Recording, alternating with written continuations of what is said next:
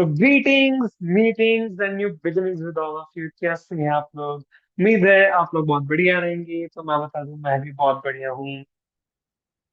आज ये dedicated video होने वाली है लॉ सब्जेक्ट के ऊपर। तो लॉ सब्जेक्ट के अंदर स्पेसिफिकली हम डिस्कस करने वाले हैं कि जो आपके डायरेक्ट क्वेश्चंस रहते हैं वो कौन कौन से चैप्टर से फ्री होकर के आ सकते हैं। ठीक है, आप पेपर को एनालाइज करेंगे आज आपके सामने। ठीक है, जो जून का आपका पेपर था सीए फाउंडेशन का लॉ का, उसको भी देखेंगे और सितंबर का भी देखेंगे, और सारे चैप्टर्स में से क्या क्या चीज आने के चांसेस है वो भी देखने वाले हैं। ये वीडियो आपके लिए बहुत ही हेल्पफुल रहने वाली है। और अगर वीडियो अच्छी लगेगी तो प्लीज सब्सक्राइब कीजिए और 2K सब्सक्राइबर्स जल्दी ही कंप्लीट कीजिए। चलिए, अब हम स्टार्ट कर रहे हैं हमारी वीडियो के साथ। ऑलराइट, तो जो डायरेक्ट क्वेश्चन है ना, सबसे पहले बता दूं, एक होता है आपका डिस्क्रिप्टिव क्वेश्चन। तो डिस्क्रिप्टिव क्वेश्चन में ना एक तो आपसे बिल्कुल सीधा पूछ लेगा direct question. For example question आपको ना जो चाह रहा है वो एक ही लाइन में पूछ लेगा, जो आपको आसानी से लाइन पढ़ते ही समझ आ जाएगा। ठीक है, for example what is dash dash, okay, like explain this. ये है अगर बिल्कुल डायरेक्ट क्वेश्चन, पर एक डिस्क्रिप्टिव की ही टाइप है। लाइन को घुमा फिरा के क्वेश्चन डालेगा, होगा डायरेक्ट ही, पर मतलब लाइन को घुमा फिरा के डालेगा, थोड़ी इंग्लिश चेंज कर देगा या फिर कॉन्सेप्ट के बीच में से कुछ भी उठा के डाल देगा। तो इसलिए क्या है, आपको जो लाइंस अपने जब क्रैम करना है ना, तो अपने दिमाग में वो लाइंस को जब आप क्रैम करोगे ना, आपको कहीं ना कहीं अटैचमेंट होगी उन डिस्क्रिप्टिव क्वेश्चंस की। तो इसलिए मैं ये प्रेफर करूंगा कि आप ना पूरी पूरी चीज, कोई चीज स्किप मत कीजिएगा जो भी डायरेक्ट क्वेश्चन आप करने जा रहे हो। ऑलरेडी, तो जून का ये सबसे पहले हमारे पास पेपर जो है ना, ये है जी सितंबर का। हाँ जी, सितंबर का पेपर देखेंगे।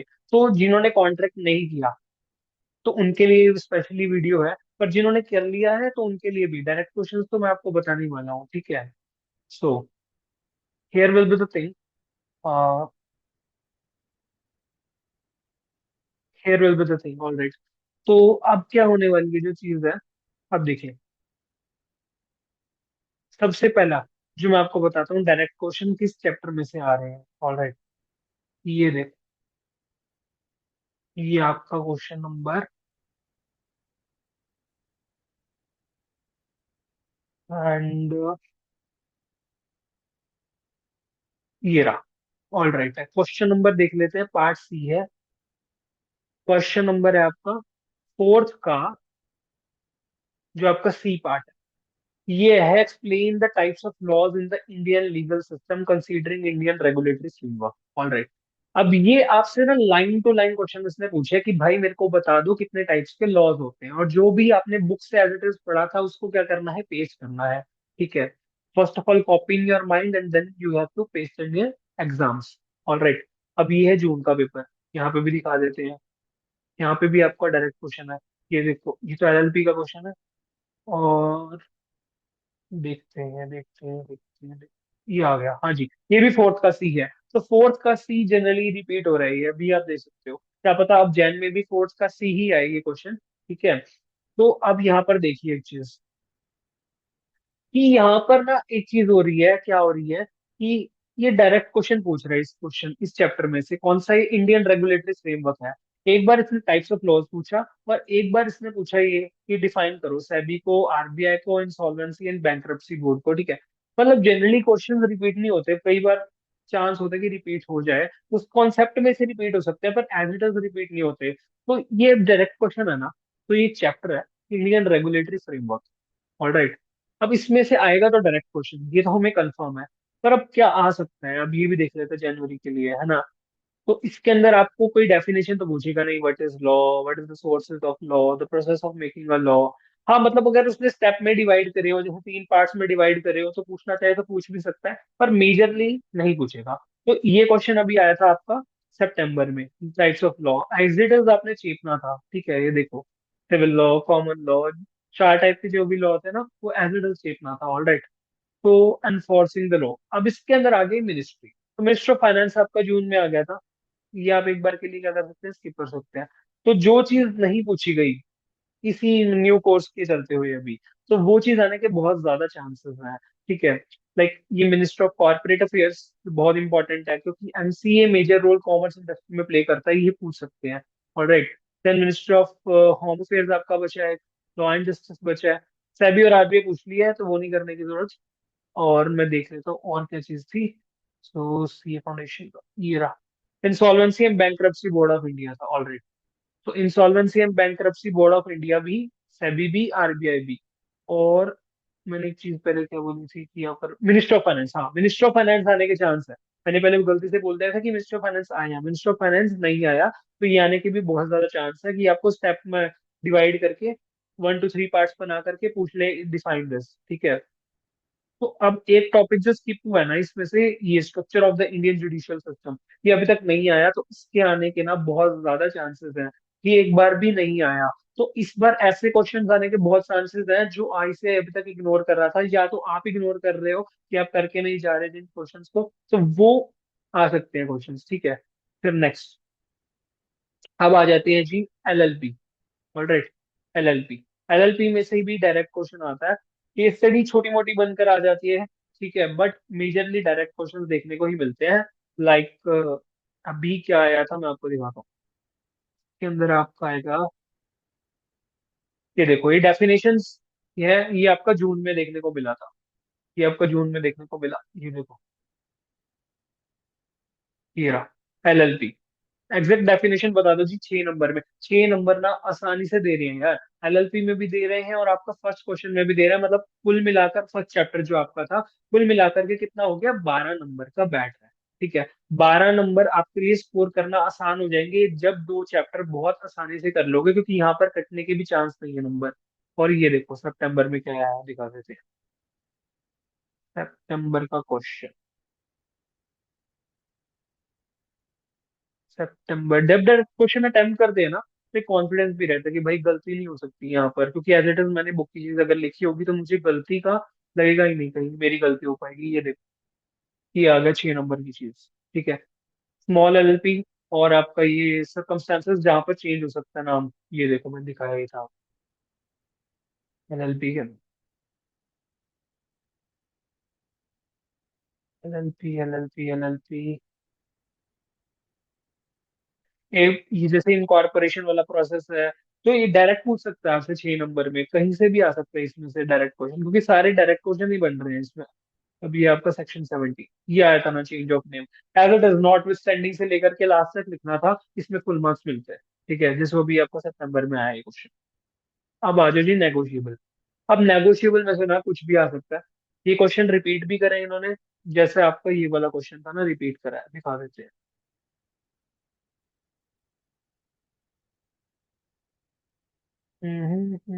So this is the question.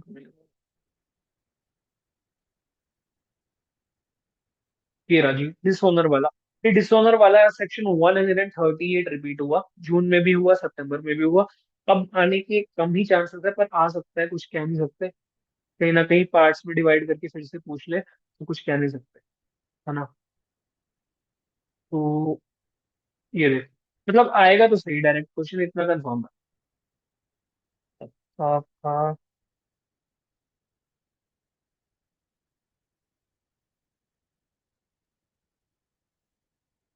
ये देखेंगे, ये रहा। ऑल राइट, तो ये रहा आपका, ठीक है। डिसऑनर वाला भी पॉइंट आ गया, all bills are not checks, ये सारी चीजें भी दिखा दी, ठीक है। ये मतलब डिफरेंस बना देता, डिफरेंस नहीं बनाना था, एक तरह से आपको फीचर्स बता देने चाहिए चेक के जो अलग होते हैं बिल ऑफ एक्सचेंज से। ये भी बुक में से आया है, मतलब एक तरह का डायरेक्ट क्वेश्चन ही है, डिस्क्रिप्टिव क्वेश्चन मान लो, ठीक है, पर एक तरह का डायरेक्ट क्वेश्चन ही है। ऑल राइट, के अंदर ना जनरली बच्चे ना डिफरेंस बनाकर आ गए, डिफरेंस नहीं बनाना था वैसे, फीचर लिखना चाहिए। आप डिफरेंस भी बना दो, अगर बेसिस में सही फीचर लिखे होंगे तो आपको नंबर मिले होंगे उस क्वेश्चन में। लाइक एम्बिगस इंस्ट्रूमेंट पे डायरेक्ट क्वेश्चन पूछ रहे हैं, देखो। तो यहाँ से ना कुछ भी आ सकता है नेगोशिएबल वाले में से। Alright, okay. सो यहाँ पे हमने देख लिया, एंड देन आप देखें यहाँ पे जून वाला। ऑलराइट, नेगोशिएबल का यहाँ पे भी आपको देखने को मिला था, ये दिखा देते हैं। ये डिसोल्यूशन का है डायरेक्ट क्वेश्चन, ये आपका कॉन्ट्रैक्ट का एक डायरेक्ट क्वेश्चन है। ये रहा डिसओनर वाला। ये चाहे केस का थोड़ा सा केस सा बन के आ गया, बट एनीवेज इसमें एक डायरेक्ट क्वेश्चन भी है, दिखा देता हूँ। मतलब मेरे बताने का ये है कि भाई डायरेक्ट क्वेश्चन इंडियन चैप्टर्स में से आ रहे हैं, ये प्रोमिसरी नोट वाला, ठीक है। तो इसके अंदर आपका एग्जिटल डायरेक्ट क्वेश्चन बन रहा है बुक में से। All right. एक सेकंड। अब आपका चैप्टर कौन सा है? हाँ, तो ये आपका जी सेल ऑफ गुड्स वाला। इसके अंदर से क्या आ सकता है? इसके अंदर से आ सकता है आपको कंडीशन और वारंटी में से डायरेक्ट क्वेश्चन, ठीक है। कंडीशन वारंटी वाला डायरेक्ट क्वेश्चन देखने को मिलता है। और इस बार जो डायरेक्ट क्वेश्चन देखने को मिला ना इसमें से, लास्ट में जा करके, ये आपका जून का है, ये सितंबर का है। ये रहा जी direct question.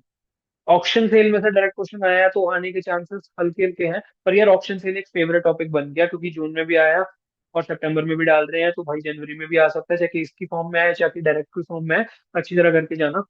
Alright. Then we have ये delivery from quantity, exact direct question पूछ लिया कि भाई बता दो। ठीक है, इसमें सेक्शन भी लगना था। ऑलराइट। तो आपका,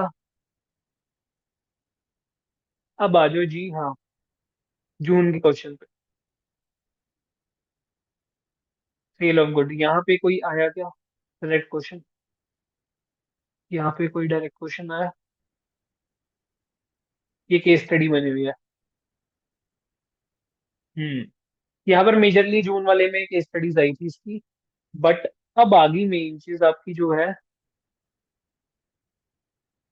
रजिस्ट्रेशन और डिसोल्यूशन, यहाँ से भाई बहुत ज्यादा डायरेक्ट क्वेश्चन बना रहे हैं, जून में भी डाल दिया।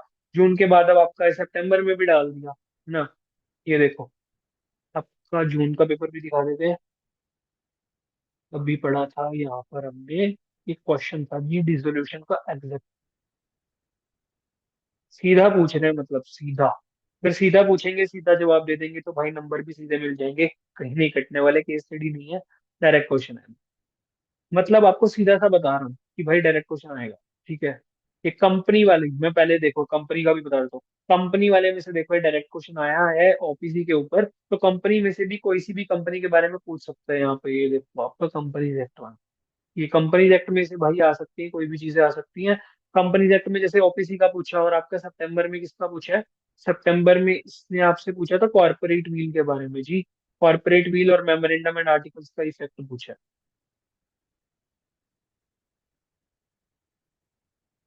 ये देखो, ये क्वेश्चन है। और इस ये है जी सेकंड का बी। सेकंड का बी। और जून में भी चेक कर लो क्या सेकंड का बी है क्या? है तो जी बी। ये है ना सेकंड है। हाँ, सेकंड का बी डायरेक्ट क्वेश्चन आने के चांस है भाई। सेकंड का बी डायरेक्ट क्वेश्चन आएगा।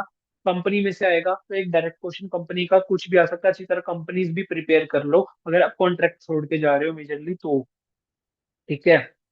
और अब आ गई आपकी जो चीज है, रिलेशन ऑफ पार्टनर। पार्टनर में से रिलेशन ऑफ पार्टनर में भी आ सकता है, जनरली यहाँ से केस बन जाता है, केस स्टडी बन जाती है। पर डायरेक्ट क्वेश्चन यहाँ से आने के बहुत ज्यादा चांस है, या इसी का फेवरेट टॉपिक बन गया भाई डायरेक्ट क्वेश्चन पूछने का। ठीक है। लाइक, ये देखो कहाँ है जी। हम पहले सितंबर वाले में से देख लेते हैं, क्योंकि क्वेश्चन नंबर तो सेम ही होता ना। ऑलराइट।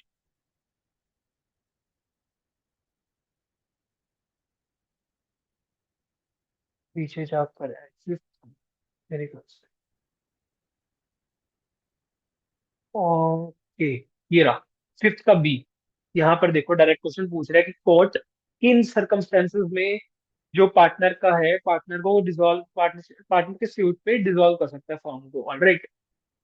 और यहाँ पर आपका फिफ्थ का ही खोल देते हैं जून में। क्वेश्चन नंबर भी याद कर दीजिए, क्योंकि ऐसा ही क्वेश्चन आने वाला है। वही क्वेश्चन आएगा, ये देखो फिफ्थ का बी।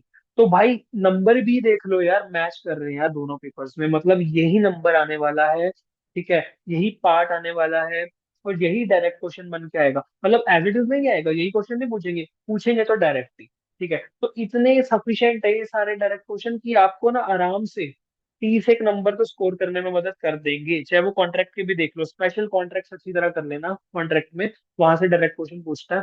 ठीक है। और जो मेजरली बेसिक्स टॉपिक है, बेसिक्स वाले टॉपिक है सारे के सारे, वॉइड कॉन्ट्रैक्ट, वैलिड कॉन्ट्रैक्ट, यहाँ से भी पूछ सकते हो दो दो नंबर के स्टेप में बना के। ठीक है। तो मैंने आपको बता दिया कि भाई कैसे कर सकते हो, पूरा पेपर एनालाइज कर लिया, पूरा टॉपिक में से भी बता दिया, टॉपिक दिखा भी दिया आपको हर चैप्टर के। ठीक है।